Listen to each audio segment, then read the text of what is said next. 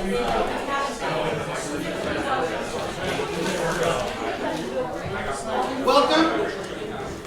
to our Trial by Combat fifth final round, the first here at UCLA School of Law. Let's give a round of applause to our two finalists.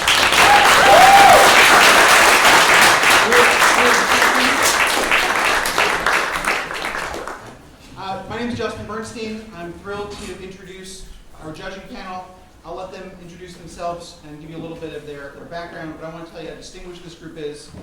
We have 4 representatives from Drexel, our sister school for this event, from Philadelphia. We have the dean, 2 former national champions, and their most recent Top Gun competitor. From UCLA, we have 5 of our alums, all national champions. I'll turn it over to them. It's best of 9. We'll start with Nico in the back. Dan Filler, Dean of Drexel Kline School of Law. We're introducing ourselves. Grace Grimes just graduated from Drexel Law, recently competed at TACA. Hi everybody, my name is Avery Hitchcock. I'm a 2021 grad of UCLA Law and part of the championship team for the National Trial Competition. Hi, I'm Rocky Moss. I just graduated from UCLA Law and I was part of the AHA National Championship this year and last year. Hi, Seth Wax. I just graduated from UCLA School of Law, part of this year's AHA National Winning Team. Hi, Kenny Capacious, just graduated from UCLA Law. I was part of the All-Star National Challenge at National Bracket champion team. Jess? Jess Falkenstein, Drexel Law, alum, 2018 TOC National Championship and current coach. Natalie Garson, just graduated from UCLA Law, was part of the Tournament of Championship team. Yeah. My name is Phil Pasquarello. I'm the trial competition director at the Drexel University Thomas R. Kline School of Law, and I was the 2018 top. I'll add that Natalie was also a semifinalist at this competition when it was last held in Philadelphia. That's how I ended up at UCLA Law. We're subtle here at UCLA. All right. Court's now in session. Can I get appearances, please, starting with the government? Yes, Your Honor. Good afternoon, Your Honor. My name is Benjamin Crosby, and with my co-counsel, Mr. Caleb Knox. Good afternoon, Your Honor. We represent the United States. Good afternoon. Would you like appearances for the defense, Your Honor? Please. Good afternoon. My name is Riya, Lakkaraju, and today I'm joined by my colleague, Ms. Sara. Good afternoon, Your Honor. Good afternoon. And Your Honor, today we're going to be representing the defendant, on the show. Thank you. All right. Anything we need to take up before we open? A few things, Your Honor. We'd first like to invoke Rules 603 and 615, which call for the constructive swearing in and sequestration of all witnesses, barring party representatives. Any issue from the defense? No, Your Honor. Those motions are granted. Your Honor, we'd also like to direct your attention to one of the stipulations in today's case. There's a binder in front of you. If you could follow me to page 3 of that binder. One moment. I'll be referring to what's marked as Stipulation 8. The parties have statements from Dempsky, Mueller, Falkenstein, and Owens, which are marked as Exhibits 3 through 6, respectively, for any of those witnesses who do not testify at trial. And today, Your Honor, that's the Falkenstein and Owens reports. The parties agree that their statement is admissible without objection. We'd just like to go ahead and admit those now for convenience. Any objection? That's fine with us, Your Honor. Okay. So exhibits, which exhibits are we talking about? It'd be 4, or I believe it would be 4. No, I'm sorry, Your Honor, 5 and 6. Okay. Anything else from the government? No, Your Honor. With that, the government's ready to go. Ms. Lakkaraju? Just one thing, Your Honor. We've never been to your courtroom before, so we just like to ask by your preferences. Would you like us to ask permission before we approach the bench, the jury box, the witness stand, and opposing counsel? If you want to approach the bench or an adverse witness, you should ask permission. Otherwise, the courtroom's yours. Yes, Your Honor. With that, we're ready to go. Okay. Government, you can open. Yes, Your Honor.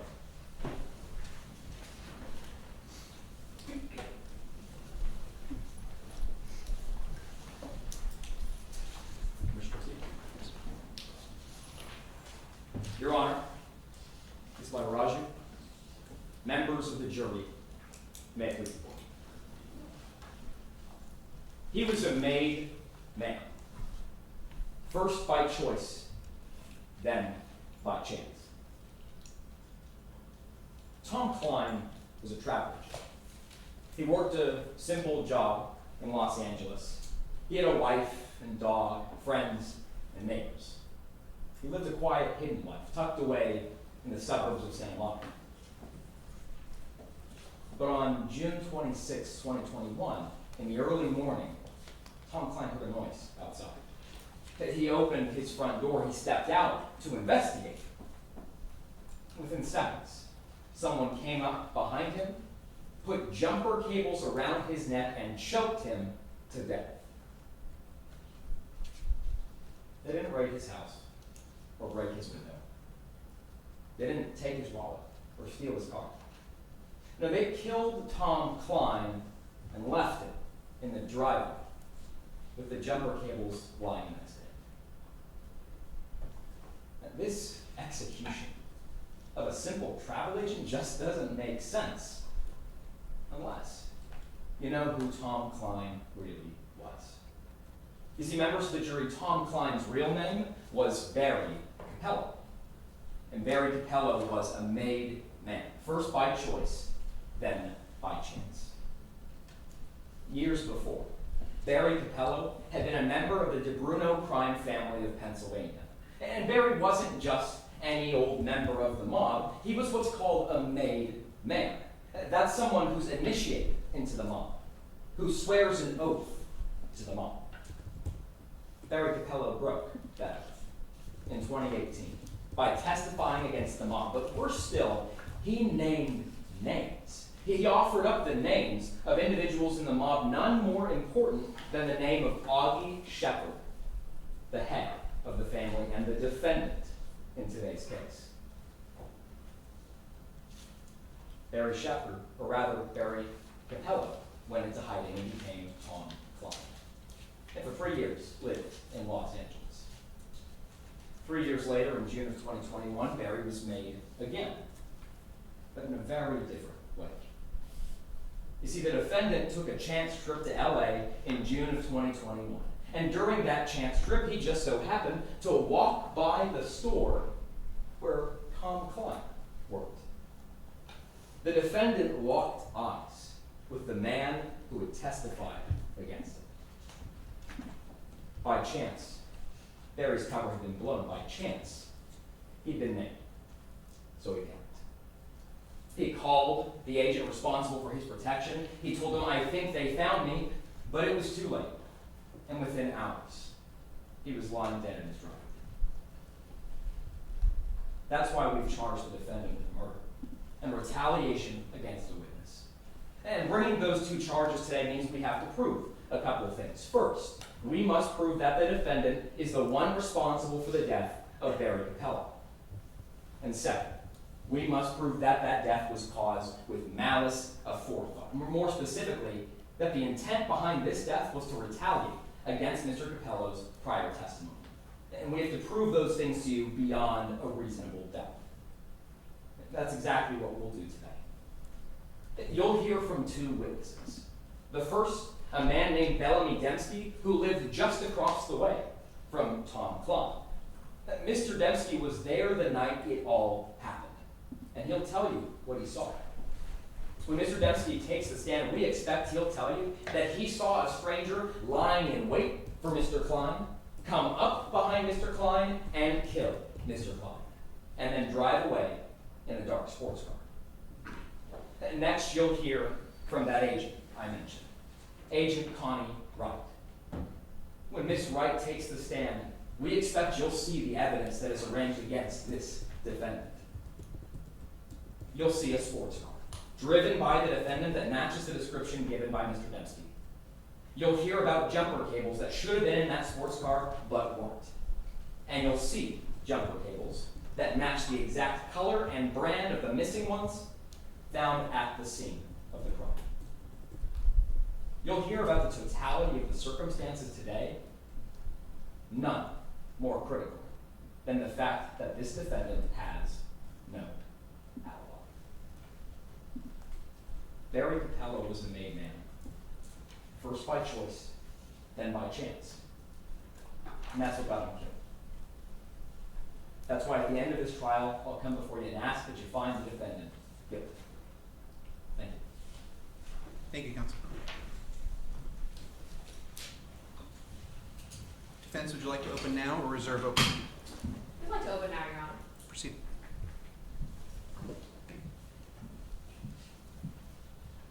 Your Honor, Mr. Crosby, members of the jury.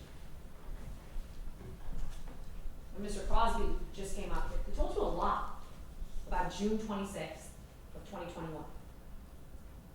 He told you that on that day, a man named Barry Capello was murdered. He told you that Mr. Capello was a made man, first by chance and then by choice. So, members of the jury, everything that Mr. Crosby told you, everything he said, you're going to learn today that it wasn't the whole story. You're going to learn that Mr. Crosby, he cut some corners. Let's talk about what he didn't tell you. Because members of the jury, today, you won't hear about any forensic evidence tying Mr. Shepard to the scene of the crime. Mr. Crosby, he's not going to show you any video footage, no DNA test or fingerprint.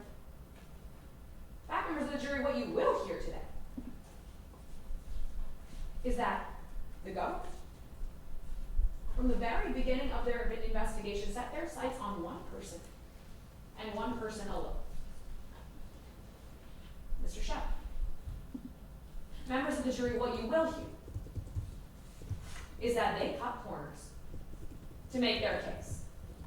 And that's a problem for the government today. Because today they charged Mr. Shepard with two things: murder and eyewitness retaliation. Members of the jury, those are pretty serious crimes. And the government, they have to prove both of those things to you. First, that Mr. Shepard actually killed Mr. Capello. And second, that he did so because Mr. Capello testified back in 2018, beyond any and all reasonable doubts. That is the highest burden in our legal system, members of the jury. All that means is that if at the end of this trial you have some doubts about the government's case, you think that there's some questions that they left unanswered, if you think that they cut corners to make their case, then you cannot find Mr. Shepard guilty. And we're confident that you won't. But to help see that, there's three very simple questions that I want you to think about throughout this trial. First, why did the government accuse Mr. Shepard in the first place? Second, how much evidence do they actually have? And third, did the government's story really make any sense? So members of the jury, I want to walk you through each of those questions one at a time. Because first, you're going to hear that Mr. Capello testified against Mr. Shepard all the way back in 2018. But members of the jury, more importantly, did hear exactly what Mr. Capello said. You're going to hear that they labeled Mr. Shepard as the leader of a mob in open court. And members of the jury, you're going to hear that when the government heard that, they rushed to label Mr. Shepard as a suspect before they ever actually found any evidence linking him to the crime. So second, members of the jury, you hear that the government, they don't have any forensic evidence in this case that actually ties Mr. Shepard to the murder. No DNA tests, no fingerprints, no skin fibers, no hair follicles, nothing. That actually places Mr. Shepard at the scene of the crime at all. And that brings us to that third question. Because members of the jury, you're going to learn today that this story that the government is trying to sell you, it doesn't really make a whole lot of sense. How exactly did Mr. Shepard know where Mr. Capello even lived? How was Mr. Shepard so sure that he wasn't going to get caught? And why is there GPS data that places Mr. Shepard across town at the time of the murder? Members of the jury, these are all questions that the government will not be able to answer. Now, I know that this trial is going to be difficult. I know that you must want answers for Mr. Capello's death. I want them too, members of the jury. may be, it's important to remember why we're really here today. Because it isn't to blame. It isn't to point fingers. It isn't to cut corners. Members of the jury, we are in this courtroom to find the truth. And if you listen closely, you'll find that the truth in this case is that the police, the government, they cut corners to make their case. That's why at the end of this trial, I'm going to come back up here again and ask you to find Mr. Shepard not guilty. Thank you. Thank you, counsel.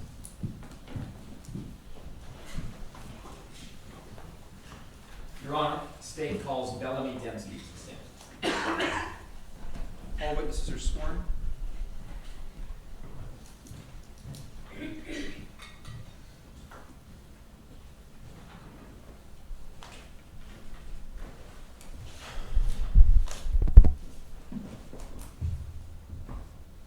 Permission to proceed?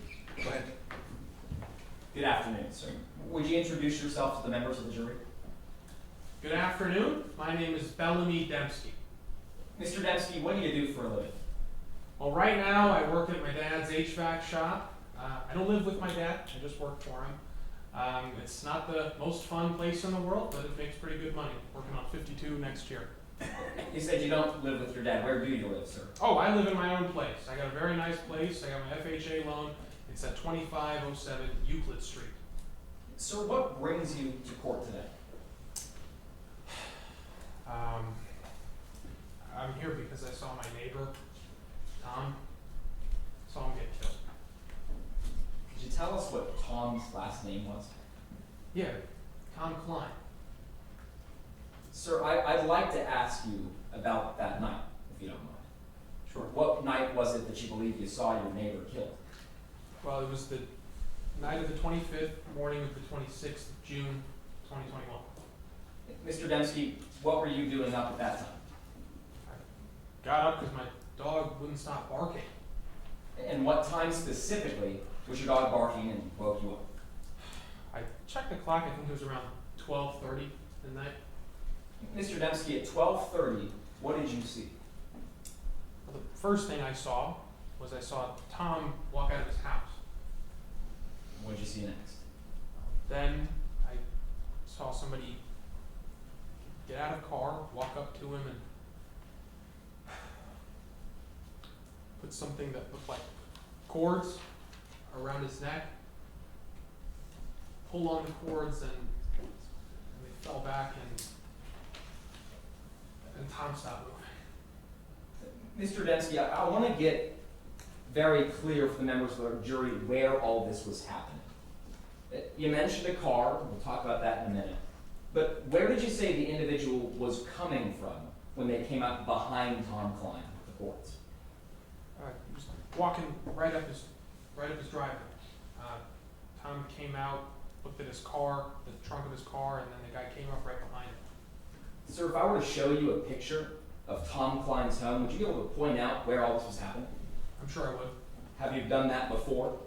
Yeah, I have. Okay. Sir, there's a binder in front of you. If you wouldn't mind popping that open for me. I'm going to direct you to what's marked as Exhibit 24 in that binder. It's sort of near the back there. Yeah, I see it. Okay. Do you recognize this? Yes, I do. What are we looking at? So this is just a photo of Tom's house. It's got some markings at the bottom for where I saw the people. And who made those markings? I did. At this time, we enter Exhibit 24. Is that right? We have an objection now, hearsay. It's overruled. Yes, Your Honor. Mr. Dempsky, could you tell us what C means on this picture? I think that was where they fell. That was where Tom's body was. How about A? And that was where that struggle was. B? The car. In white here, it says D. Could you tell us what D means? I think that's where it came from. Where who came from, sir? The guy who attacked Tom. Okay. Mr. Dempsky, when you said this individual came up behind Tom, put the cords around his neck, did you see what happened next? Yeah, I did. He pulled. They kind of like, I wouldn't say they fell, they kind of slumped down. I've never seen anything like it. It wasn't moving after that. After that, did you see where the stranger went? Yeah, I did. He got back in his car. It was this like dark sports car, and he drove away. Mr. Dempsky, do you have any idea who that man was? I have no clue. Did you ever see him before? No. Thank you, Mr. Dempsky. Thank you, Roy.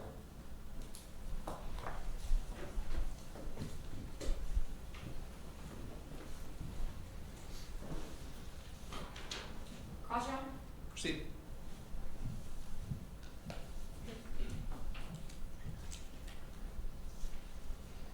How are you, sir? It was a little bit difficult. I thought I was feeling good when I came in. Now, not so much. How about you?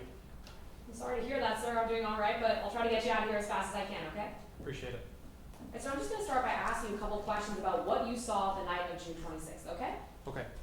Sir, you agree with me that you just said a couple moments ago that you saw someone kill Barry Capella. Do I have that right? I saw somebody kill Tom Kline. All right, sir, let's talk a little bit more about the person that you saw that night, okay? Okay. Sir, you agree with me that the person you saw, you said that they were a man? Looked like a guy to me, yeah. You think that they were white? From what I could tell, yeah, I thought so. 5'10", That's what it looked like. 180 pounds? Give or take a few, yeah. You said that you saw him pull up to the driveway of Mr. Kline's house in a sports car, right? Yeah, he pulled up and he parked his car, it looked like right a little bit outside of his driveway, yeah. Sir, I want to walk through each of those descriptions one by one. You'd agree with me. A man, that's not exactly uncommon to see in LA, right? A man? I see him every day. Right, sir, there's That's right, sir, there's a lot of men in LA, right? See him every day, yeah. Sir, you see a lot of white people in this courtroom, don't you? I see a lot of them every day, yeah. Sir, 5'10", that's not exactly an uncommon height, is it? I'm 5'11", so no. Sir, you agree with me. Seeing someone drive up in a sports car, that's not exactly uncommon either, is it? In LA? No, it's not. That's right, sir, especially in LA. It's not uncommon to see lots of sports cars around, right? No, I see some sports cars here and there, a couple Priuses too. All right, sir, a couple moments ago, Mr. Crosby showed you Exhibit 24. Do you still have that with you? It's not with me, it's in the binder somewhere, I gotta figure it out. Just flip there, sir, and let me know when you're there, okay? Okay, give me 1 sec. 24, got it. All right, so a couple moments ago, Mr. Crosby walked us through this exhibit. I'm going to go through it again, okay? Sure thing. Sir, you said that this is where you saw this murder occur, true? Yeah, on the driveway. But sir, you'd agree with me that the circumstances in this photo, they don't exactly match how this murder happened, right? I don't know. What do you mean? I can clarify, sir. You'd agree with me that when you saw this murder happen, it's pretty dark out, right? It was nighttime, yeah. Sir, you'd agree with me, you weren't standing on the driveway when this person was murdered, right? No, I was in my living room, looking out the window, so it was a pretty similar view to this. So you're telling me you were in your living room? Yeah. Sir, you weren't even outside when this murder happened. No, I was looking through the window. Sir, you'd agree with me that you were pretty far away, right? I was across the street, yeah. Sir, you were all the way across the street when this murder happened? Yeah, I was in my house. All right, sir, so you're telling us that when this murder happened, you were inside your house, I was inside my house. not even outside, I was not even outside. across the street, Across the street. and you were absolutely confident about this person's height, weight, race, gender, and their car. Yeah, I saw the car. It's a little bigger than a person, and I saw the guy's body, yeah. And just to be clear, so this happened in the middle of the night, right? It happened in the middle of the night, that's true. It's pretty dark out, right? It was dark out, yeah. You do not recall seeing any street lights outside, correct? No, I do. So you're telling us there were street lights all along the road? Well, not all along the road, but there are street lights. How many? I think 2. Okay, sir, so you're telling us there were 2 street lights from across the street inside your house, you are absolutely confident that the person you saw was the defendant, right? I don't know who the defendant is, but I'm sure I saw the person that I saw. Sir, you're absolutely confident that the person you saw was 5'10", 180 pounds, a white man who's driving a sports car? Yes, I see people like that every day, so I'm confident. Well, sir, you'd actually agree with me that you don't know who the person you saw was that night, right? You're right. I have no idea who the guy is. In fact, you know that the police showed you a photo of 4 men, right? They did show me that photo, yeah. You recognize that photo if I showed it to you now? Sure I would. Sir, could you flip to, just give me one moment. Could you flip to exhibit 18 in your binder? Yes. Let me know when you're there. I'm there. Sir, you'd agree that the police, they showed you this photo when they interviewed you, right? They did, yes. When you saw this photo, you did not recognize a single man in it, true? Not true. Counsel, is that in evidence? Apologies, Your Honor. Let's not show it to the jury. It's in evidence. Yes, sir. Sir, you recognize that document, right? I do. Does it look the same as you last saw it? Looks the same. We move it into evidence. No objection, Your Honor. What's the number? Exhibit 18. 18's admitted. Sir, you'd agree. When the police first showed you this photo, you did not recognize anyone in it. No, I did recognize Tom. Sir, you'd agree with me. You actually only recognized Tom after the police pointed at his face, right? I would not agree with you. I saw Tom and I knew it was Tom. He's got an Eagles shirt on. Only Sir, Tom likes the Eagles. Well, sir, let's walk through exactly what happened. You'd agree. You're sitting in an interview, right? I was sitting in an interview. It was the detectives interviewed me right after, yeah. The detectives handed you this picture. They did. They asked you to look at it. Yep, They asked you, do you recognize anyone in this photo? absolutely. You said, I'm not sure. I said I saw, that's Tom. Sir, you're preparing testimony before this trial, right? Not data. Yeah, I remember that. You would recognize it if I showed it to you now? Of course.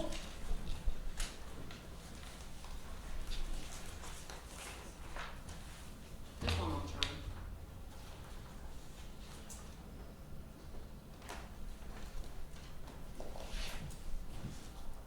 Sir, could you flip to that affidavit in that binder in front of you? Your Honor, I'd just like to clarify, the bench books that the witnesses have, are their affidavits included? Yeah. What number is that? Exhibit 3. Yeah, sure.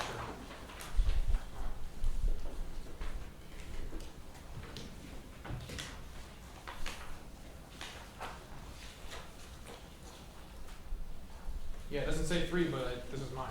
Sir, flip to the page 27 in that binder. Yeah, I see it. Sir, I'm going to read a couple lines out loud. I want you to follow along silently, okay? Okay. I'm going to read lines 3 through 5 on page 27, okay? Okay. The detectives then specifically asked me if the third person from the left was the person who killed Tom. I said, actually, come to think of it, that does look like the guy who killed Tom. I read that correctly, didn't I? Yeah, you did. Nothing Objection, further. Your Honor, was improper impeachment. Have you heard?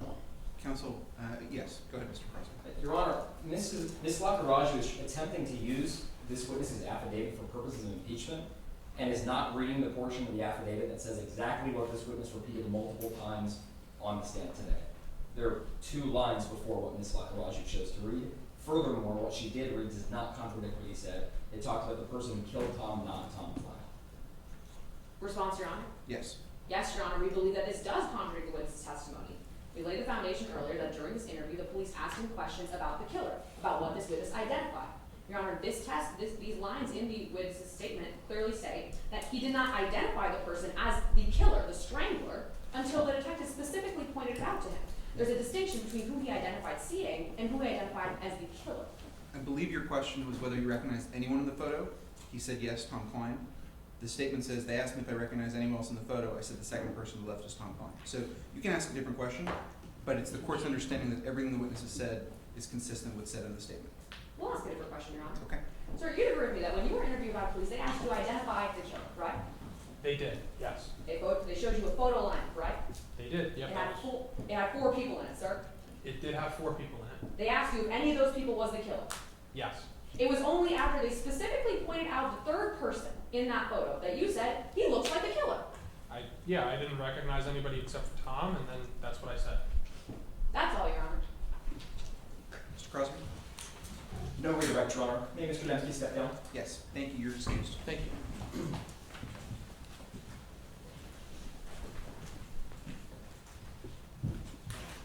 Your Honor, the state calls Agent Wright to the stand.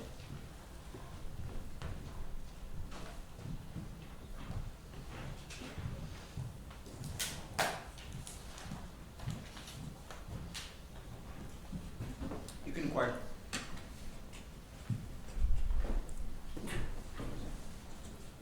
Good afternoon now. Would you introduce yourself to the members of the jury? Certainly, sir. I'm U.S. Deputy Marshal Connie Wright. What precisely do you do for your job? Well, since 2008, I've worked at the Marshal Service in witness protection. We call it WITSEC at the office. Essentially, my job is to take informants and witnesses who have testified against other criminals and place them into protection. Agent Wright, what brings you to sit in that chair here today? Well, in 2018, I was protecting one Barry Capello, who had entered into witness protection with my agency. Agent Wright, why exactly was Barry Capello going into federal witness protection? He had become an informant for us, sir. In 2018, he provided key testimony against something called the DeBruno crime family. What exactly was the nature of the testimony that Mr. Capello gave against the DeBrunos? Mr. Capello identified a number of people who participated in and led that criminal organization. Who specifically was named? About a dozen people, sir, including the defendant in this case, Augie Shepard. Did you ever discover exactly what role Mr. Capello played in the DeBruno crime family? Yes, sir. Mr. Capello actually told us that he was part of that criminal enterprise. At the point that I spoke to him, he was what's called a made man. And could you tell us what exactly a made man is? Of course, sir. It's someone who's initiated into the criminal organization, and you do that by taking an oath and proving loyalty to the mob, the gang. So then, after this made man testified against the mob, where did he go? Where'd you put him? I placed him here in Los Angeles, California. How long was Mr. Capello in Los Angeles? 3 years, sir, until June 26th of 2021, when he became deceased. During those 3 years, did Barry Capello keep his own name? No, sir. We changed Mr. Capello's name to Tom Kline, and we placed him at a new business, a place of work, which we called Kline Travel. It was a travel agency. Ma'am, you just mentioned that this stay in Los Angeles ended in June of 2021. Why exactly was that? Because Mr. Capello died on the morning of June 26th. Agent Wright, do you have any idea how it was that Barry Capello died? Yes, sir. I led the criminal investigation into Mr. Capello's death myself. And when I arrived at the scene, I determined that there were bruises along his neck. The autopsy indicated strangulation. Ma'am, did you talk to anybody at the scene who could give you a picture for what might have happened that night? Yes, sir. I spoke to an eyewitness, Mr. Dempsky. And what did Mr. Dempsky tell you? Specifically, that he saw a dark sports car outside the victim's home on the morning of the killing. Now, going from that point, did you have any primary suspect in this case? I did, sir. It was the defendant, Mr. Shepard. Agent Wright, what was it that made you point the finger at Mr. Shepard? Well, first, sir, I went through plane records and phone records to determine whether or not the defendant was in Los Angeles during the killing. I confirmed that he was. I then tried to see what car the defendant was driving on the morning of the 26th. I found that it matched Mr. Dempsky's description. It was a dark sports car. Agent Wright, we'll talk about the car in a moment, but I'd actually like to start with what you mentioned about Mr. Shepard being in LA. Do you have any idea where in LA he moved? Yes, sir. I interviewed his son, and I was able to determine that he and Mr. Capello crossed paths on June 25th of 2021. How do you know where Mr. Shepard was that day? I have receipts from stores where the defendant made purchases. Would you recognize those receipts if I were to show them to you? Of course. Yeah, Agent, there's a binder right in front of you. If you join me in going to Exhibit 15 and Exhibit 16 in that binder. I'm there, sir. Okay. Do you recognize what we're looking at here? Yes, sir. Exhibit 15 is a receipt from the defendant eating at a pizzeria. Exhibit 16 is a receipt from an ice cream shop. Have these receipts been changed or altered in any way? No, sir. Did they look to be fair and accurate copies? Yes. Your Honor, we enter exhibits 15 and 16 into evidence. Defense? No objection, Your Honor. 15 and 16 are received. Agent Wright, what are the timestamps on these two receipts? Sure. So the first receipt that I have is from 12:47 p.m. That's from the pizza place. Just 5 minutes later, I had another receipt from 12:52, an ice cream shop just a building away. Is there anything in between, my goodness, in between these two places? Yes, sir. At 12:50 p.m., I received a voicemail from the victim in this case. And what is the physical building that's in between those two places? Kline Travel, sir. Ma'am, would you recognize that voicemail you received if I were to show it to you? Of course I would. Flip just 1 or 2 pages back, if you would, to what's marked as 14. I'm there, sir. Do you recognize this? I do. It's a transcript of the voicemail that Mr. Capello left me at 12:50 p.m. on June 25th. Does this look like the message you remember? Every word, sir. Prosecution offers exhibit 14 into evidence. We object to hearsay, Your Honor. Response? Under Rule 803.1, this is a present sense impression, falls under an exception to hearsay. Explain. Your Honor, if I may proffer using this statement. Go ahead. The specific lines in this voicemail, call me when you get this, I think they found me.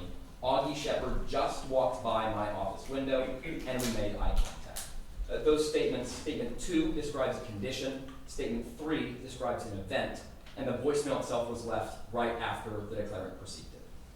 Response, Your Honor? Please. Your Honor, in order for 803.1 to apply here, the language is very specific. The statement has to have been made immediately or directly after the event being described in that statement was perceived. We don't believe that enough foundation has been laid that that is the case, Your Honor. All we have in the voicemail is that he just saw this happen. That's not enough foundation to say that he saw it immediately or directly after the event happened. Yeah, be heard on those grounds, Your Honor. Go ahead. Your Honor, we did just lay that foundation over the last minute or so.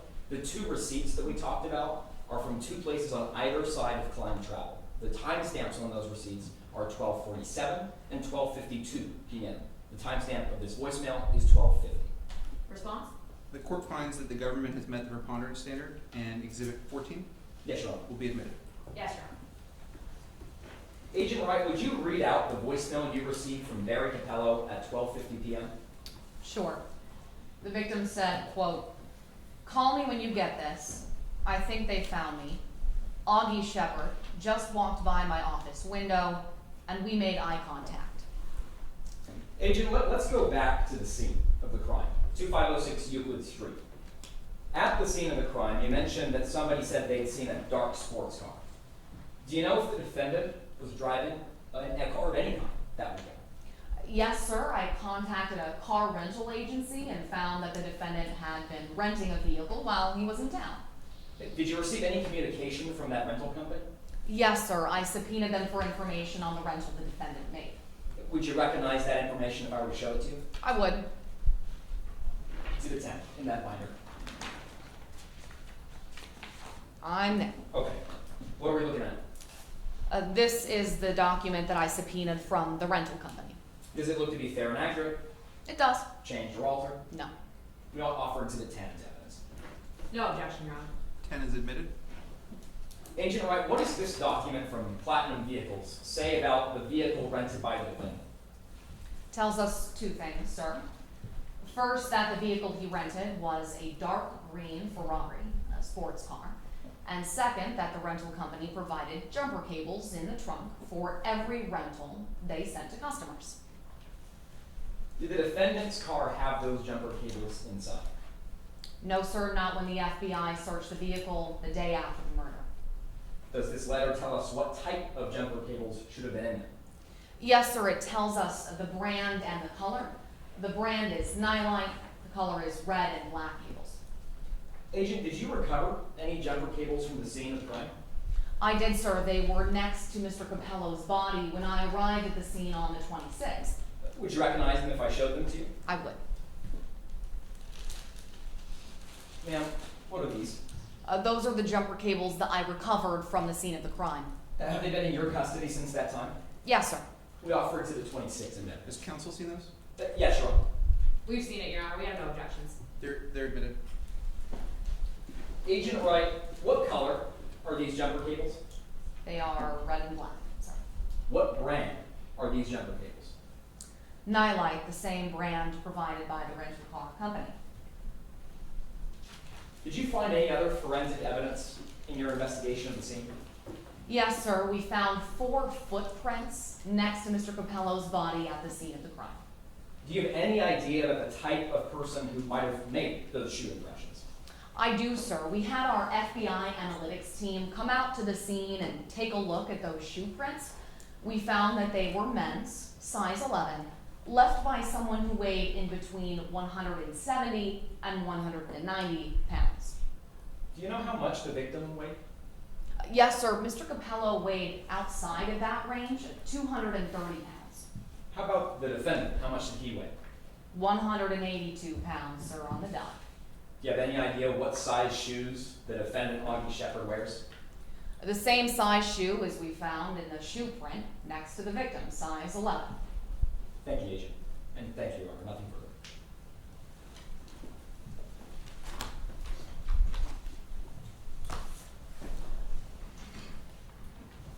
Cross-run? Proceed. Good afternoon, ma'am. Afternoon. I'm going to be asking some questions today, and we'll get you on your way, okay? Sure. Ma'am, I want to start by talking about your investigation in this case, okay? Because you agree with me that you believe that Mr. Shepard left his hotel, right? Yes, ma'am. Drove to Barry Capello's house, That's correct, in the Ferrari. and then strangled him, right? With the jumper cables, yes, ma'am. All right, ma'am, I want to talk about if that really makes sense, because you agree that to drive all the way to someone's house, you have to know where they are, right?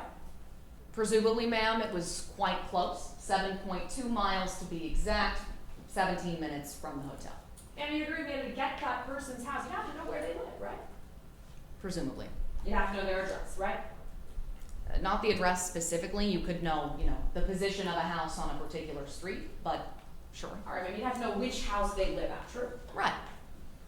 I want to talk about if that makes sense for this case, because, ma'am, you'd agree with me. Barry Capello was in witness protection, right? Yes, ma'am, starting in 2018.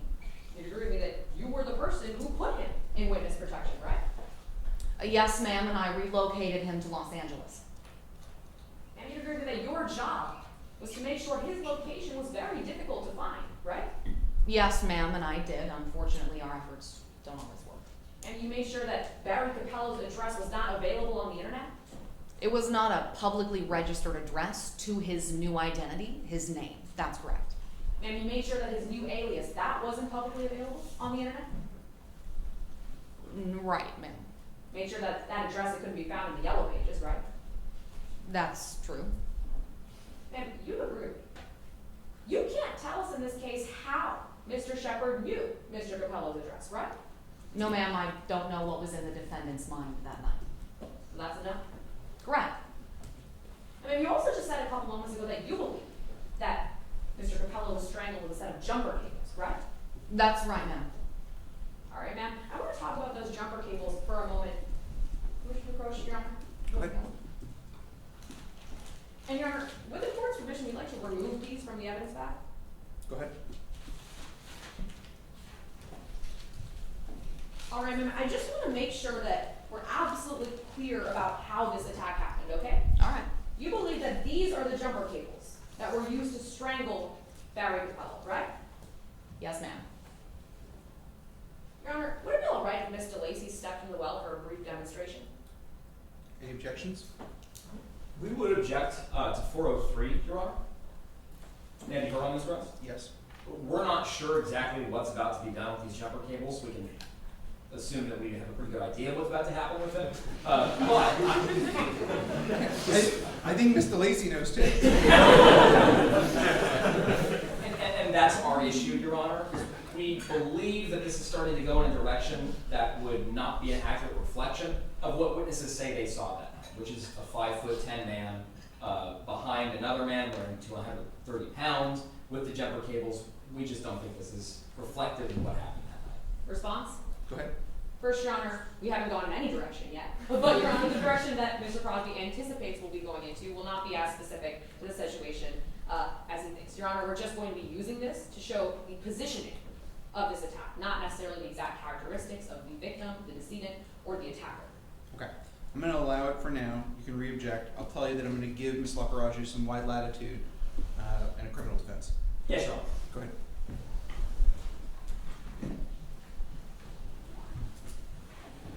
Now, ma'am, I just want to be absolutely clear about how the positioning of the attacker was, okay? All right.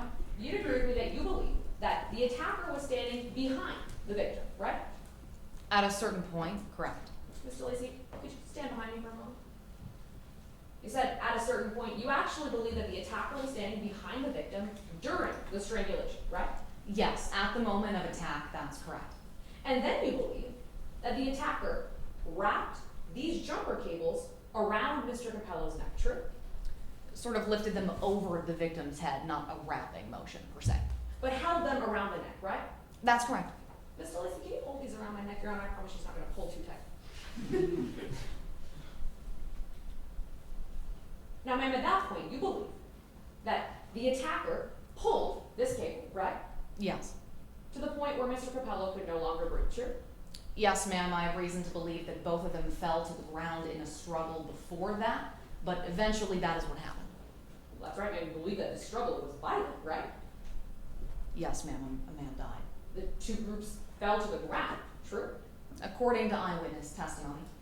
Ma'am, you'd agree with me that when you're involved in a violent struggle, when you're being strangled, the person being attacked might try to fight back, right? In general, ma'am, that depends. In this case, we didn't see much evidence of the victim being able to fight back. Hold on, ma'am. You're telling us you didn't see evidence that the victim tried to fight back? No, ma'am, I'm saying he did try to fight back, but because of that positioning, it would have been difficult for the victim. That's right, ma'am. You saw that the defendant had nail marks on his throat, right? The defendant, ma'am? Excuse me, ma'am. You saw that the decedent had nail marks on his throat, right? That's correct. He tried to pull at this cord around his neck. Either that or they were the defendant's nail marks, yes. Ma'am, you'd agree with me that when someone tries to fight back against an attack, they might try to hit their attacker, right? Potentially, we did not find evidence of that in this case. Ma'am, I'm just talking about what might happen in an attack like this. They might try to hit their attacker if they're being strangled, right? I found no evidence of that, but yes. They might try to grab their attacker's hair, right? I found no evidence of that, but yes. Ma'am, you'd agree with me that the reason you found no evidence of that is because you never investigated Mr. Shepard's body, right? No, ma'am, he never consented to that. He did not cooperate with my investigation. Mr. Lacey, you can take your seat. Ma'am, you'd agree with me. During your entire investigation, you never saw any bruise marks on Mr. Shepard's body, right? No, ma'am, I never would have seen them myself. I did not meet Mr. Shepard until his arrest on October 20th of 2021. So, ma'am, that's a no. You did not find bruise marks on Mr. Shepard's body. Correct. You have no idea if there were scratch marks on his body. He did not commit to a search of that, no. You have no idea if there was any visible injuries on his body at all, right? That's correct. In fact, ma'am, you'd agree with me that you didn't actually find any forensic evidence linking back to Mr. Shepard at the crime scene at all, right? That's not true.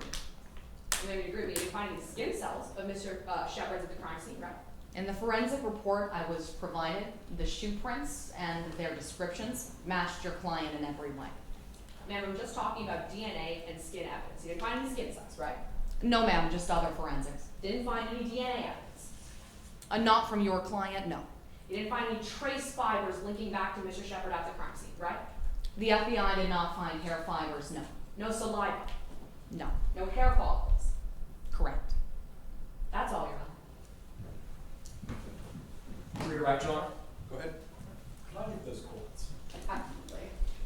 Would you like that evidence back? Sure.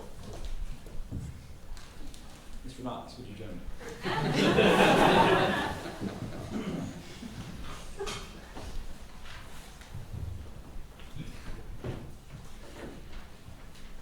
All right. That's the only time I'll allow you to do this. Would you place it around my neck? All right. Agent Wright, in your experience, is it possible for someone who's being choked from behind to die without ever being able to hit their attacker? Yes, sir, because of the restricted motion and the close proximity between victim and attacker.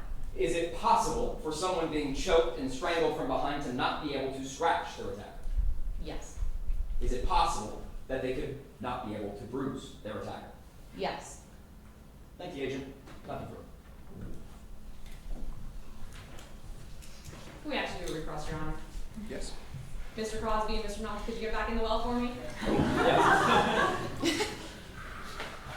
What have I done? And could you both stand exactly the way that you were standing a moment before? Promise, Mr. Students, one last time. Ma'am, you believe that the attacker was positioned behind Mr. Capella, right? Yes, You know the weights of those two people, don't you?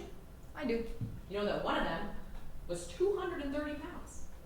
Sure, in this case, that would be represented by Mr. Crosby. That's right, so the person in the front was 230 pounds, right?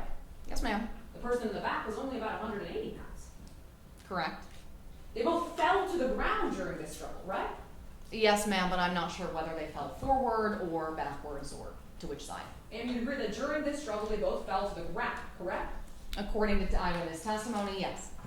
And again, like I said a couple moments ago, you didn't find a single sign of struggle with the attacker? Ma'am, I wasn't able to look for it because Mr. Shepard did not consent to a search of his person. Ma'am, you did not find any bruises, visible injuries on Mr. Shepard's body at any point, correct? I would have liked to have been able to look, but no. Nothing further, Your Honor. We're good, Your Honor. You can step down, thank you. Thank you. Government? Thank you, Your Honor. The government rests our case in chief. Can we get a time check, please, for both parties?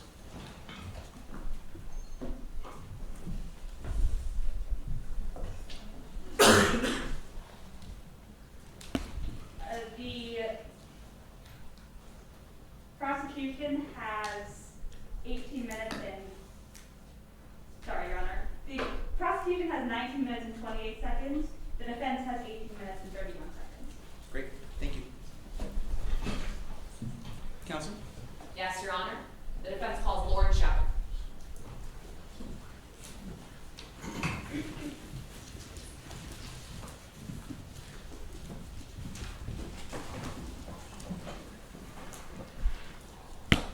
May I proceed? Yes. Could you please introduce yourself to the members of the jury? Oh yeah, hey, I'm Lauren Shepard. How old are you, sir? I'm 19. My birthday was a few days ago, actually. Sir, are you in school? Yeah, I just graduated high school. I'm actually going to UCLA next year. I'm really excited. How do you feel about going to UCLA? It's a dream. You know, my pops was actually from LA, so I was actually able to go visit before I went. It's a great time. I'm so excited to be here. Mr. Shepard, do you know why you're here in court today?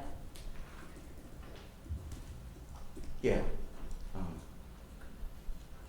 About a year ago, I was actually torn UCLA, and saying that my dad killed someone that weekend. I was with them the entire time, and I know that's not true. All right, sir, I want to talk about your dad a little bit more. Can you tell us what your relationship is like with him? You know, me and my pops were really close. You know, we used to go out all the time, hang out all the time. He's a busy guy, but he always made time for me. You said that you were touring UCLA together. Can you tell us exactly when that happened? Yeah, it was June 25th, 2021. Sir, I want to walk through what happened during that trip in a little bit more detail, okay? Of course. When did you get there? I got there morning time on the 25th. Do you remember exactly when in the morning? Early. And sir, what did you do after you got there? Well, we actually went to lunch. And what did you do after you went to lunch? We toured UCLA. We had an admissions tour, met with some of the admissions counselors. It was really great. Where'd you go after you started doing your tour of UCLA? After that, we went back to the hotel we were staying at. We were staying on campus. All right, sir. So from the time that you got there to the time that you went to your hotel, were you with your dad? Yeah. You know, it was a trip to spend time with each other. I was with him all the time. During that time frame, did you ever pass a location called Kline Travel? Oh, I didn't know that at the time. But I realized after the fact that we had actually passed by it at a lunch. see your dad act strangely when you passed by that location? No. Dad just has a sweet tooth. He was excited to get his ice cream. Did you see your dad call that location out? No. Sir, did you see your dad acting strangely at any point during that time period? No, he was a little bit tired after lunch, but besides that, no. He was perfectly normal. Sir, I want to shift gears a little bit and ask you about someone you might know. Have you heard about someone named Barry Capello? Yeah, Uncle Barry. That's what I used to call him. How do you know Barry Capello? You know, him and my dad were actually pretty close. They lost touch over the past few years, though. Well, do you think you'd be able to recognize a photo of Mr. Capello if I showed one to you now? Oh, yeah, of course. Could you turn to Exhibit 18 in your binder?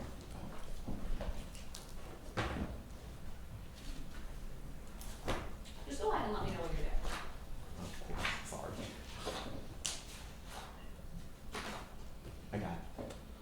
Sir, do you see Barry Capello in that photo? Yeah, I do. Do you think you'd be able to recognize Mr. Capello if you saw him on any normal day? Of course, I've had hundreds of dinners with Mr. Capello and his entire family. I would be able to recognize him. That time frame that you said that you were in Los Angeles visiting UCLA, did you see someone who looked like Mr. Capello? No, I don't think I saw Uncle Barry at all. Did your dad say the name Barry Capello at any point during that time frame? No. All right, so then I want to shift gears and talk about what happened after you got to the hotel, okay? Sure. What did you do when you got back there? What did I do? I watched Netflix, actually. Although my dad, I think he took a call or something.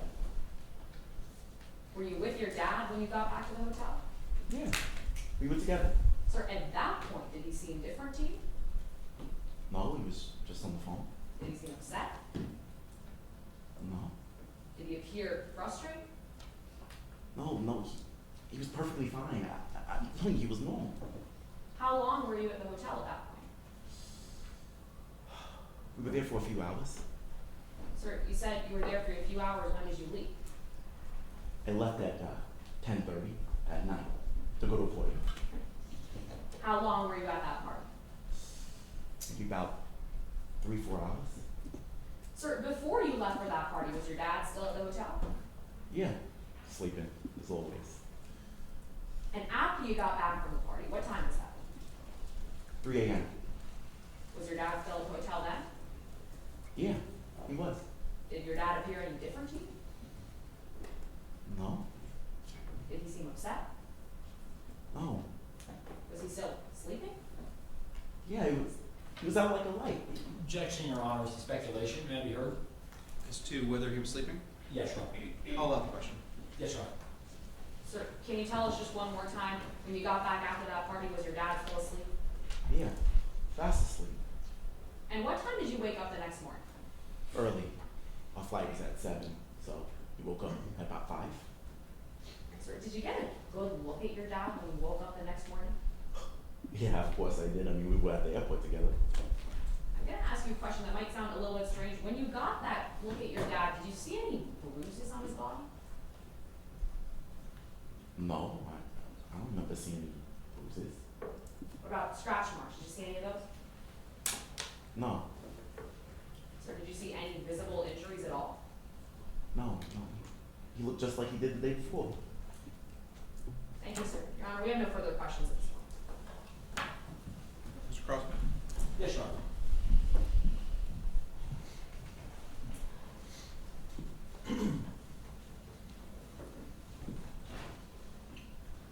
Permission to proceed? Good afternoon, Mr. Shepard. My name is Benjamin Crosby. I have a few questions for you on behalf of the state. Nice to meet you, Mr. Crosby. Good to meet you. Sir, I want to make one thing very clear for the members of our jury here. Between the hours of 11:30 p.m. and 3 a.m. in the morning of June 26, 2021, you were not with your father, Wyatt Shepard. Yeah, I was at a frat party. So during that period of time, you're not sure where your father was. I mean, I left him at the hotel sleeping. He was sleeping when I got back, but no, I wasn't with him the entire time. No. And because you weren't with him the entire time, you can't be sure where he was. I guess not. I wasn't with him. You can't be sure what your father was doing in that window of time. I mean, no, I wasn't there. But Mr. Shepard, that's not what you told investigators in this case at first, is it? You told them that you were with your father the entire time you were in LA. That's what you said, right? Yeah, I snuck out. I really didn't want my parents to find out. It was drinking and everything. I was just 17. I didn't think it was a big deal. That's all. But sir, you told investigators your father never left your sight that night, correct? Yeah, I didn't want to say that I snuck out with my dad without my dad's permission. So that was a lie. Yeah, I was at the party. You only changed your story when the investigators slid text messages over to you that proved you weren't telling the truth. Yeah, I think they had text messages from my friend. She invited me there. So once those text messages were out in the open, you said, okay, I'll come clean. I was at a party. I got back at 12:30. That's what you said, right? Yeah, that's what I said at first. That was a lie too. Yeah, like I said, I got back at 3 a.m. Sir, you didn't come clean until the investigators slid more evidence across the table to you, showing that you didn't get back until 3. Yeah, I had taken an Uber that night. Okay. Well, sir, I'd like to talk a little bit about what it's like being a shepherd. You'd say that you live a pretty comfortable life, right? I guess. Sure. Well, you live in a 6,000 square foot gated home, right? Yeah, in Philly. Your parents both have luxury vehicles. I think so. Yeah. You actually got a Mercedes-Benz when you were 16, right? Yeah, I was honestly really surprised that that's what I got. It was a crazy gift, I will say.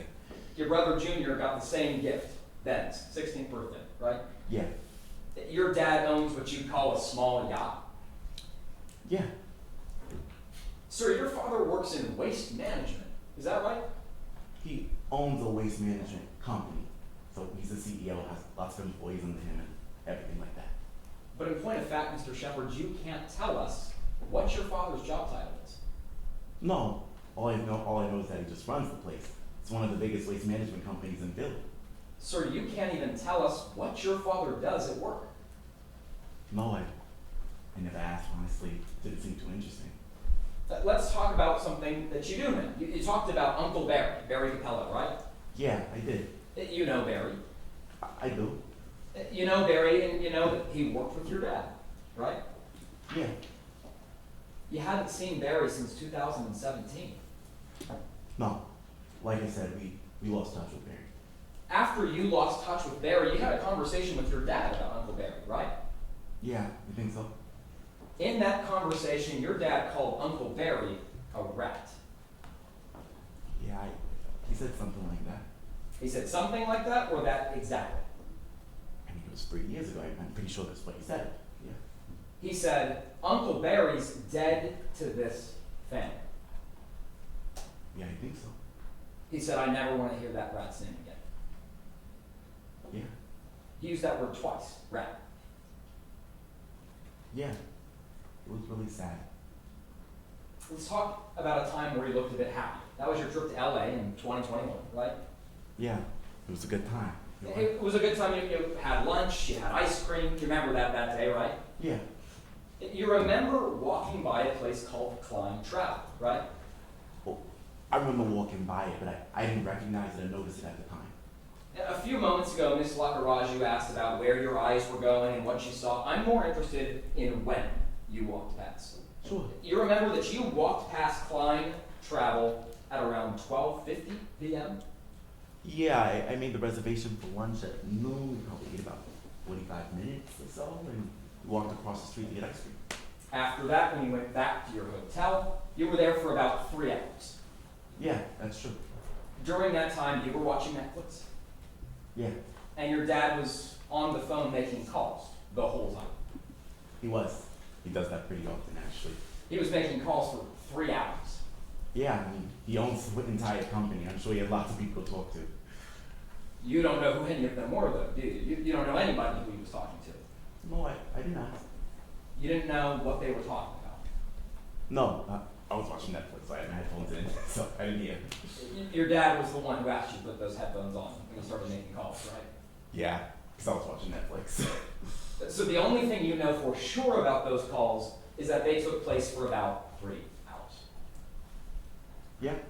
Sir, I'd like to read you something and get your thoughts on it. If you would use that binder and flip to what's marked as Exhibit 4, Your Honor, this is a piece of evidence that's already been admitted. Mr. Shepard, I know you may not recognize this. This is a forensic report in this case. If you would join me at page 29, under the tag Cellular Evidence. I'm going to read, if you want to just follow along with me silently. Sure. I'll start at line 8. Obtained warrant for Augie Shepard's iPhone 12, the phone, and all data associated with phone. Pausing there for a moment, that's your dad's cell phone, right? It says Augie Shepard's phone, so yeah, I guess so. Okay. Checked call log from 0900 hours on June 25th, 2021 to 0400 hours on June 26th, 2021. That's about the whole time that you were in Los Angeles.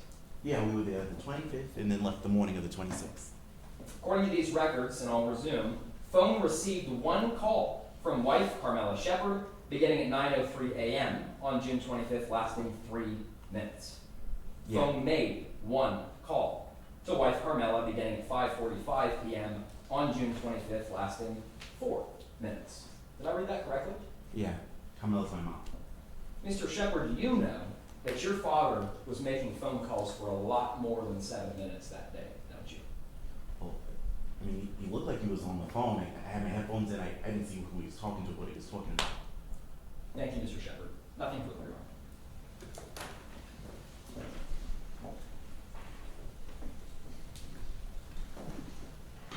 Now, I just have one question for the witness. Sir, when you said that your dad was on his phone, can you describe exactly what he was doing? I mean, every so often he was talking on the phone. I wasn't even really paying attention because I was looking at my show. I don't even know if he was actually talking to somebody on the phone the entire time. Thank you, sir. Your Honor, we have no further questions for the witness. We just ask that barring any recrossing be excused. No recross, Your Honor. Thank you, excuse me. Thank you.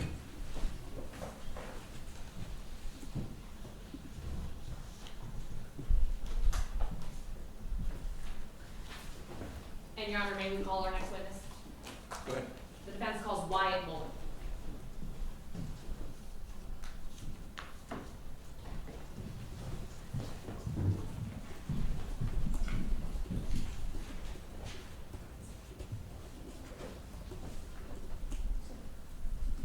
May I proceed? Yes. Could you please introduce yourself? I'm Dr. Wyatt Mullen. What do you do for a living, doctor? I'm a forensic analyst with the FBI. I have been since 2007. Can you tell us more about your experience in that field? Yeah, like I said, I've been working as a forensic analyst since 2007. I got my BS in biology from Oregon, and then I got my PhD in forensic science from American University. Doctor, how are you involved in this case? On June 26th, I was called to the scene of a murder and asked to investigate Barry Capello's death. How did you conduct your investigation, excuse me? We did a standard forensic analysis. That means I looked at things like DNA, trace evidence, any evidence of ballistics or gunpowders, and electronic evidence. And I want to talk about that investigation in a little bit more detail. When you conducted that investigation, what did you learn? We learned 3 main things: that there were cables found at the scene of the crime, that there was, my apologies, that we got the defendant's, what's that word, cell phone data, my apologies. And those were the 2 main things that we looked at throughout the course of our investigation. And I want to talk about each of those things one at a time. We'll start off with those cables that you mentioned. Would you recognize them if I showed them to you now? I would, yes. Commissioner DeBroach? Go ahead.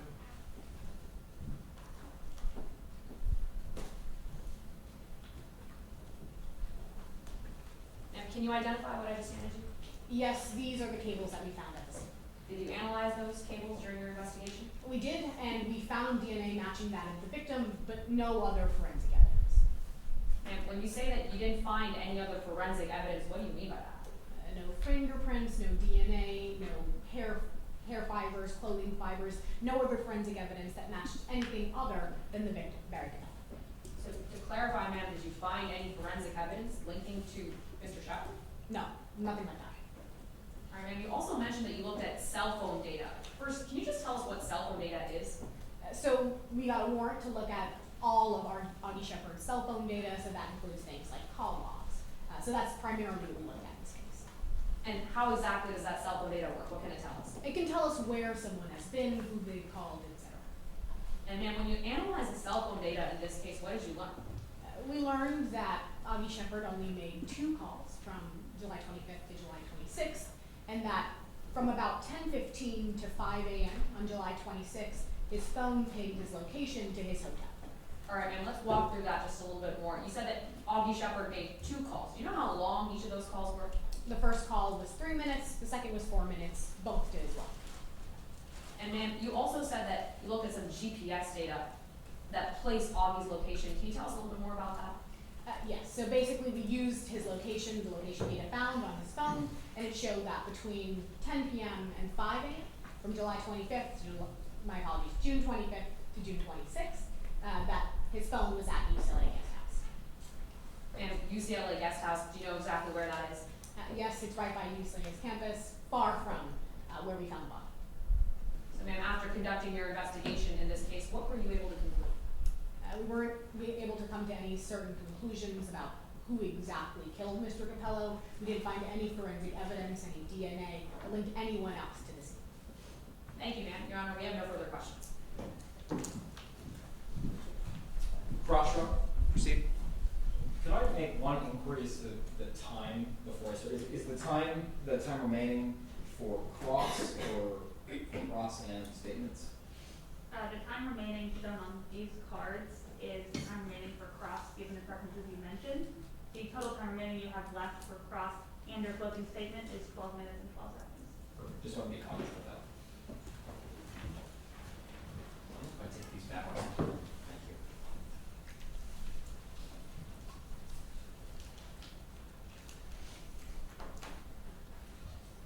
Permission to proceed? Good afternoon, Doctor. My name is Benjamin Crosby. I have a few questions for you on behalf of the prosecution. Okay. I'd like to begin by talking about something that you just discussed with Ms. Lakkaraju, and that's cell records. You examined the personal cell phone records of the defendant in this case, right? Yes, we have access to all of his cell phone data. That cell phone data showed you not that he made 2 calls, but received one and made one between June 25th and 26th, 2021, right? Yes, only 2 calls. A 3-minute call and a 4-minute call. Yes. Ma'am, to be clear, that data only comes from what you knew to be the defendant's cell phone, right? Yes. If he had a burner phone of any kind, excuse me, ma'am, if he had a burner phone of any kind, that data would not be reflected in what you reviewed. Objection, Your Honor. Under Rule 403, may I be heard? Go ahead. Your Honor, if I could direct your attention to the pretrial order in this case, particularly stipulation 9. Okay. Your Honor, according to stipulation 9, both parties agreed prior to trial that the cellular evidence section of the document that Mr. Crosby is referencing around with the analysis is accurate, and that all the information contained there is correct. Your Honor, Mr. Crosby is arguing that there's information there that was omitted. We both stipulated prior to trial that there wasn't. Maybe you're wrong. The court drafted that stipulation in understanding the parties. That I don't think that's what it means. Yes, sir. And that's, I don't want to fault defense counsel either. To be clear, I think what that's saying is that the parties agree that the cellular evidence on the phone that was analyzed is accurate. They're not disputing that. I think what he's asking about is the presence of information potentially on other phones. Yes, Your Honor. Okay, so I'm going to allow the question. Go ahead. Yes, Your Honor. Ma'am, if the defendant possessed a burner phone, you would not know what calls were made on that phone based on the evidence that you collected. If he possessed a burner phone, no, but we found no evidence of a burner phone in this case. Let's talk about the GPS tracking data. The only thing that tells you is where that phone moved on that day, right? Yes. So if the defendant were to leave his cell phone at the UCLA guest house and then depart, it wouldn't track him, it would track the cell phone, right? Yes, that's how the GPS data works. It would show that that cell phone was there the whole night. Yes, and that's what we saw. Okay. I'd like to talk about something you didn't mention a few minutes ago. Because you actually reviewed evidence at the scene in the form of shoe impressions made in the lawn, right? Yes. Doctor, I'd like to ask you about those shoe impressions. You're aware that they were made in the grass 19 feet behind the victim's car? Yes. I'd like the jury to get a sense for where exactly that is. But would you flip in that binder to what's marked as Exhibit 24? This is in evidence room.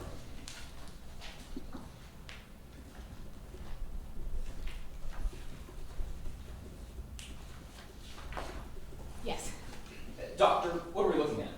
This is a picture of where we found the body, the house of Mary Capello. Doctor, you've seen this before, right? I have, yes. You've seen this picture with these markings on it. I have, yes. The shoe impressions you found were found where it's marked D on this picture, right? Yes. Let's talk about the nature of those impressions. They actually can tell us a bit about who made them, right? They can tell us that they were made by someone around 170 to 190 pounds that wears a size 11 shoe. But what they can't exactly tell us is the specific time that those shoe imprints were made. We can only narrow it to any time on June 25th or June 26th. Okay, doctor, that was a lot. So let's break that all down and take it apart. Let's start with that timing. You said it can't tell us what specific time the footprints were made, but you do know they were made either on June 25th or 26th of 2021. Exactly. That could have been 9 a.m. on the 25th or 10 p.m. on the 26th. Actually, ma'am, it couldn't have been, because those imprints were collected by officers on the scene at around 1:32 a.m., right? Officers arrived on the scene around 1:32 a.m. Our investigation continued throughout the day, and we could only narrow upon our analysis that time frame to the 25th or the 26th. I can't give you an exact time. Okay, so parsing through that answer, the shoe impressions that were made had to have been made before 1:32 a.m. on the 26th, right? I disagree. Ma'am, the officers saw the impressions made there. You've reviewed the reports, right? Yes, they saw the impressions, but I'm the one who conducted the analysis, and I can tell you that we narrowed the time frame from any time on the 25th through the 26th. I can't give you a specific time that the impressions were made based on when the officers arrived, if that's what you're asking. So, ma'am, you're telling this jury that those impressions could have been made after they were seen? Again, I was called on the scene on the 26th. I wasn't one of the first officers there. I can't give you particular information about when on the 26th those might have been made, just sometime on the 25th or the 26th. Okay, doctor. What you can tell us is that they weren't made by somebody who weighed 230 pounds, right? No, between 170 and 190. They weren't made by somebody who was 6 feet tall. I can't give you an exact height. They were size 11, and it only indicated a weight between 170 and 190 pounds. You're aware that the defendant matches both the shoe size and the weight range, right? Yes, he wore a size 11 and was around 110 pounds. You don't know of anybody else in this case that matches those two things exactly. Nobody else was brought to my attention that matched those specific characteristics. Thank you for your time, doctor. Nothing further. No redirection, Your Honor, we just asked the doctor to use this. Thank you, Dr. Moore. Thank you.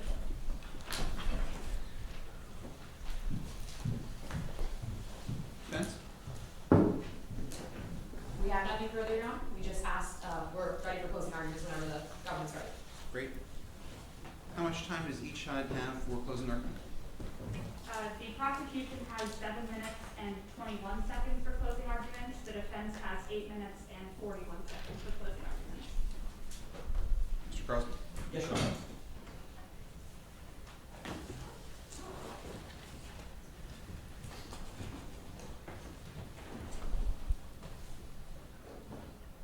Your Honor, Ms. Lakkaraju, members of the jury, may I please the floor.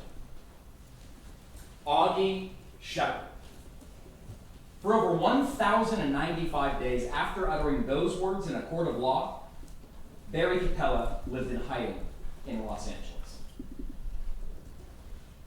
I think they found him within 12 hours of uttering those words in a panicked voicemail. Barry Capella was dead. In both cases, Barry Capella was speaking as a made man. In the first, it was by choice. In the second, it was by chance. In the beginning of this trial, we told you we were charging this defendant with two things: murder and retaliation against a witness. We told you that it meant we had to prove certain things. First, that the defendant is the one responsible for this death. And two, that he did so for a reason, and that reason was to retaliate against testimony made by Mr. Capella 3 years ago. I told you we had to prove those things to you beyond a reasonable doubt, and those aren't just words, members of the jury, they're important. Perhaps the most important word in that phrase is reason. Beyond a reasonable doubt's a high standard, and it's high for a reason.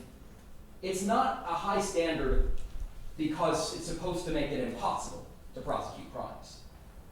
We don't have a standard that high to make it impossible to get justice. We welcome a standard that high because it's important to make sure of our convictions.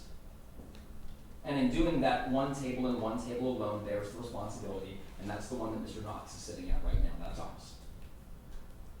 We told you that we were going to show you through evidence that we met that burden, and that's exactly what we did. Members of the jury, in a case like this, there's always going to be questions. There's always going to be questions that you don't have great answers for. Ms. Lakkaraju might give you some of those questions in just a few moments. Your job as members of the jury is to hear all the testimony, to see all the evidence, and to examine the totality of the circumstances. So let's walk through those things one at a time. What did you hear in the testimony? Well, you heard from quite a few folks. You heard from an agent who presented you with a lot of evidence that we'll walk through in just a moment. You heard from a forensic FBI expert who did the same. You also heard from the defendant's son, Lauren Shepard. When Mr. Shepard took the stand, he told you that Uncle Barry was somebody who was near and dear to their family but broke his father's heart. He said his dad used the word rat to describe Barry in 2017. Members of the jury, the only thing that Lauren Shepard could say that would help the defendant in this case is, I was with my dad the whole night and he didn't go anywhere. He's tried to say that before. He said it when investigators first talked to him. That was a lie, members of the jury. In point of fact, neither Lauren Shepard nor any person you heard from was with the defendant that night. He has no alibi. What we do know is that there was somebody else who saw him that night, and that was the neighbor across the street, Mr. Dempsky. The testimony of Mr. Dempsky made clear that he saw somebody with a dark green sports car, that he saw somebody come up from behind the bushes and choke who he thought was his neighbor, Tom Kline, then get into the car and speed away. That's what he said. So what does the evidence say? What did you see in the evidence? Well, throughout the course of this trial, you've seen quite a bit of evidence. You've seen receipts that indicate that not only was the defendant in Los Angeles and just happened to be so on the day that the victim died, he was at two places on either side of where Tom Kline worked. In the exact window of time that he was walking from one to the other, we know that the victim saw him, that they made eye contact, and that it was enough to frighten the victim, enough to make him call Agent Wright and say they found him. We know that Mr. Shepard drove a car that weekend, a dark green sports car just like the one Mr. Dempsky saw. You heard evidence from the rental company that said that car should have had jumper cables in it, but it didn't. You heard evidence that said that those jumper cables should have been black and red nylite jumper cables like the ones found at the scene. This is what you saw in court today. So when we examine the totality of the circumstances, what does that tell us? Because members of the jury, the point is, it's not any one thing. It's not just the receipts. It's not just the car. It's not just that he was a man or white or in Los Angeles. It's that this defendant was all those things. The defense wants you to believe that it's a coincidence that after 3 years of living under a new alias in Los Angeles without dying, Mr. Capello just happens to die on the one day the man he named came to visit. And they want you to believe that it's a coincidence that there should have been black and red nightlight cables in that car, but there just aren't. And they want you to believe that it's a coincidence that Mr. Dempsky said he saw a man walking from spot D on a map up to choke the victim, and that footprints matching the defendant were found in spot D. At a certain point, members of the jury, labeling each of these things as coincidence after coincidence after coincidence stops being reason. The reality is, it's not a coincidence. The reality is the totality of the circumstances creates a raft of evidence binding this defendant and this defendant alone to this crime. Barry Capello was a made man twice. First by choice, then by chance, and that's what got him killed.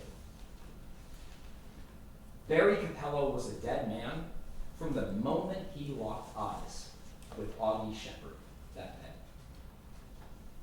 That's why we ask that you find the defendant guilty. Thank you.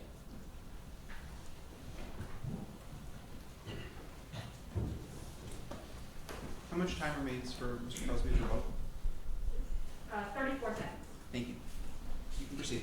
Yes, Your Honor. Prior to closing arguments, would it be all right if Ms. DeLacy just repositioned herself at the back of the courtroom? That's fine.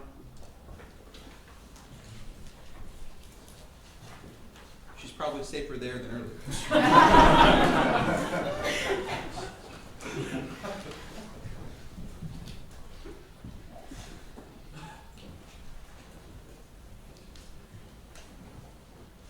Next.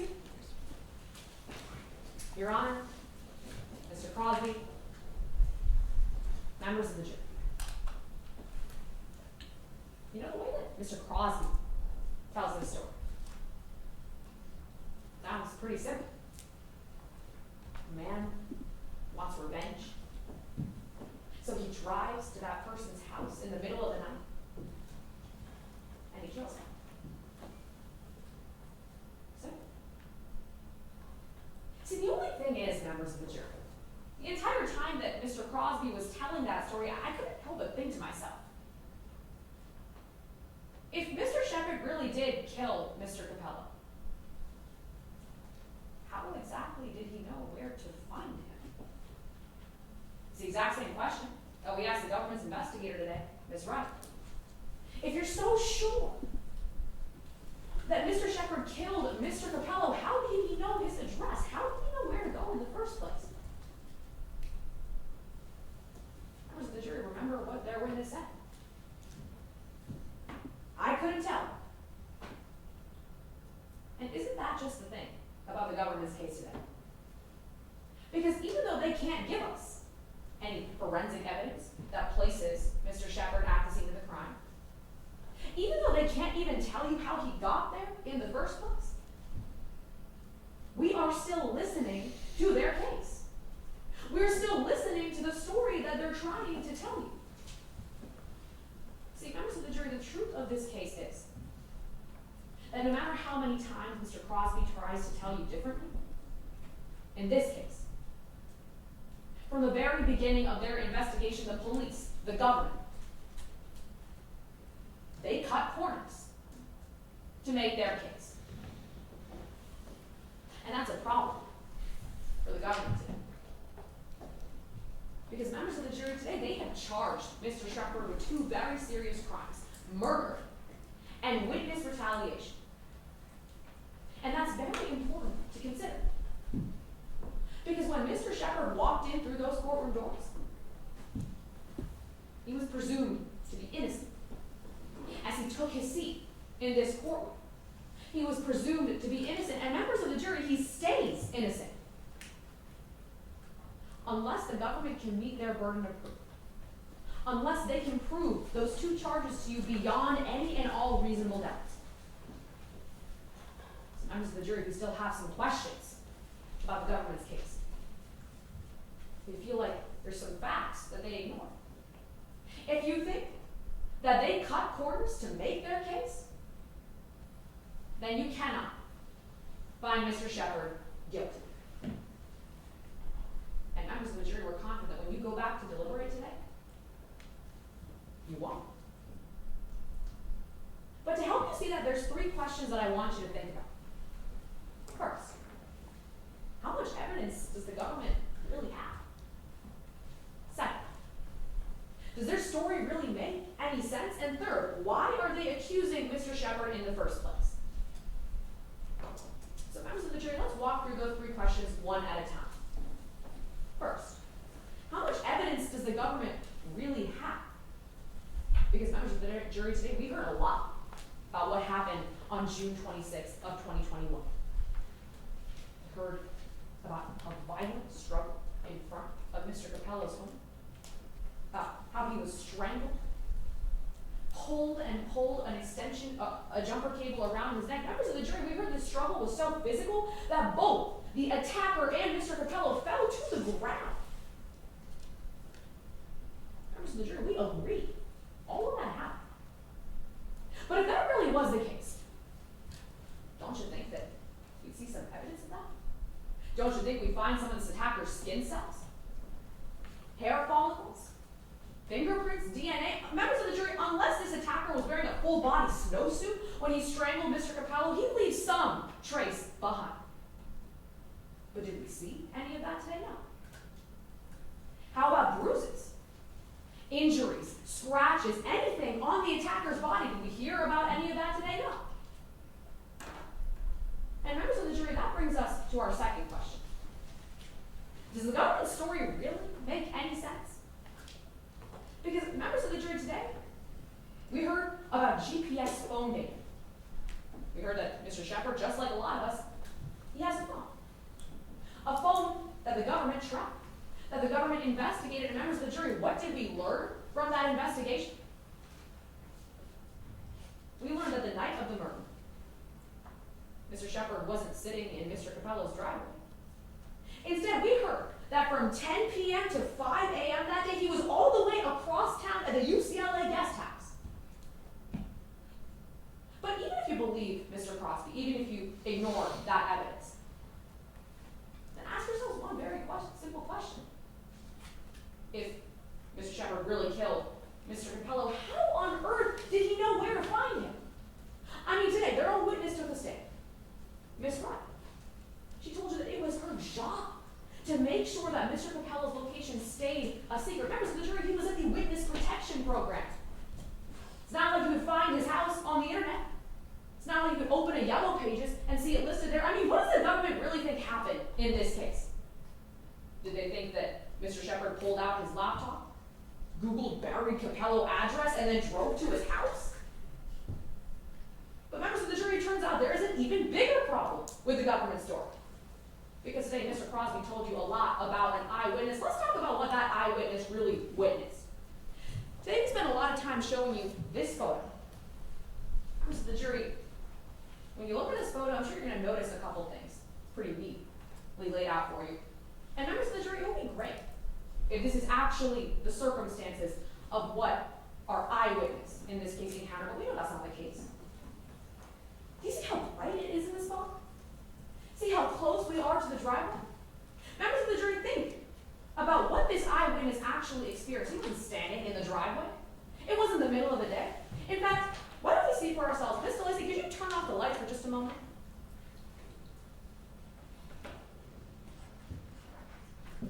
Can you see anything in this courtroom? Members of the jury, Miss DeLacy, could you turn it back on?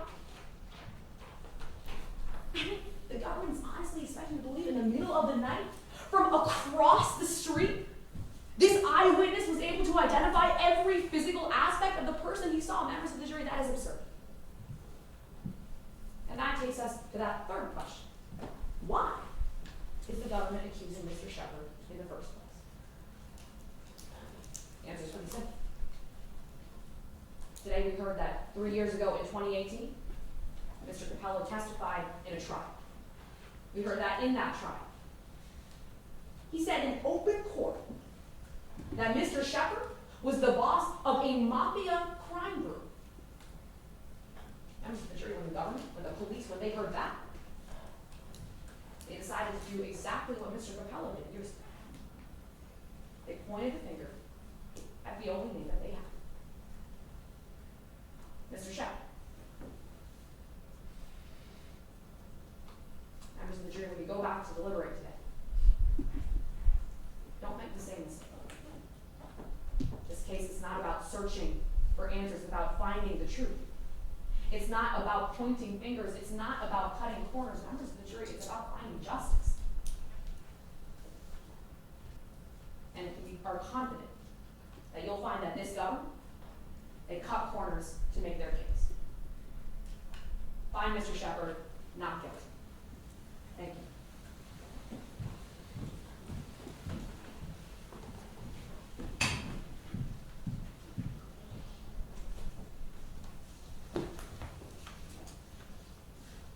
You don't have to wonder about Ms. Lakkaraju's questions because you know their answers.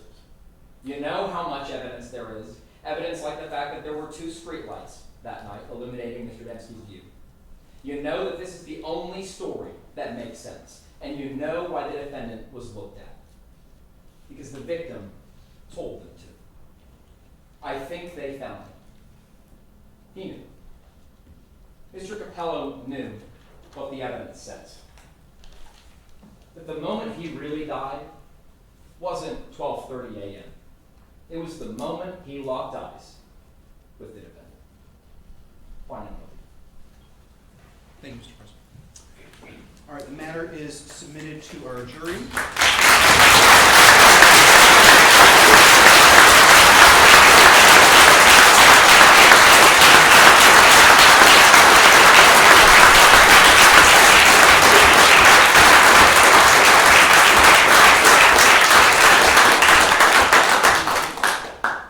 I'll ask our jurors to fill out their ballots on their phones. If anybody has any questions, let me know.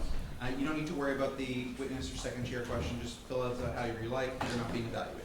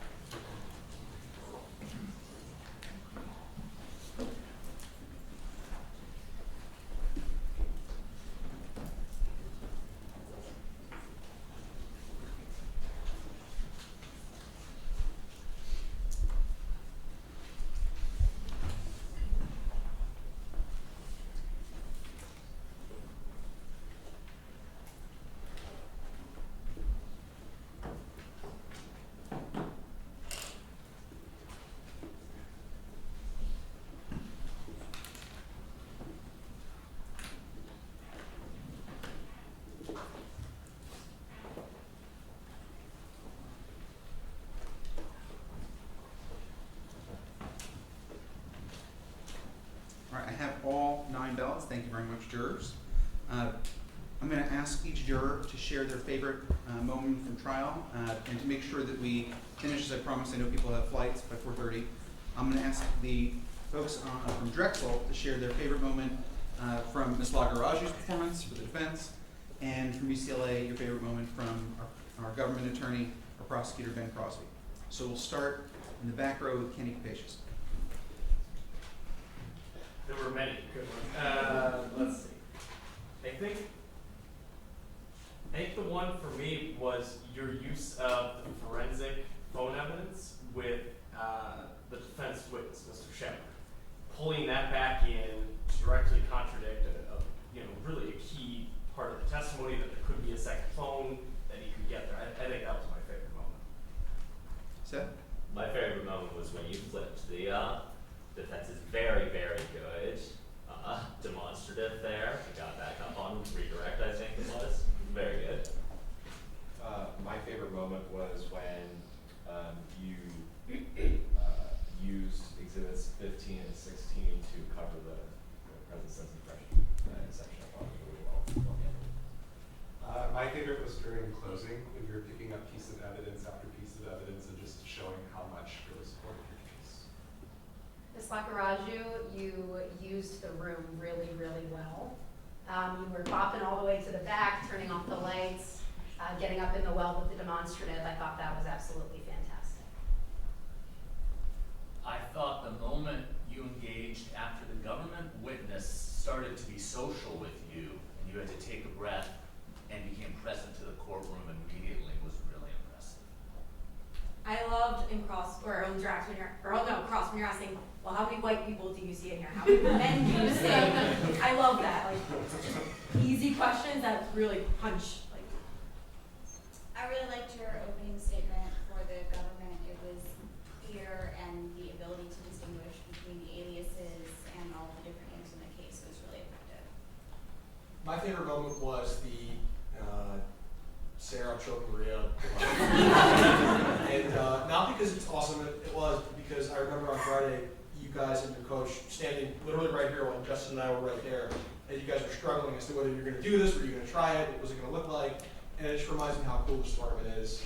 It's a group effort, and it was really exciting to see it a couple days later in the final round. Awesome. Let's give a round of applause to our judges.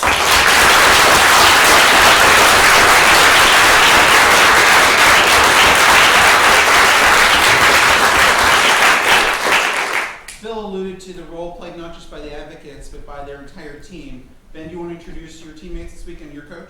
Yes, I would love to. Elizabeth Earl is my coach.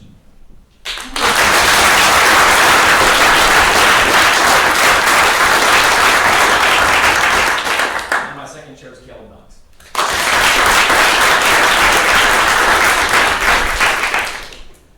Sara DeLacy is my second chair.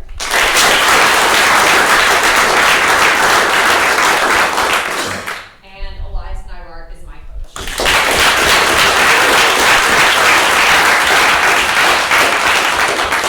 Can I ask our 4 witnesses to stand up, please?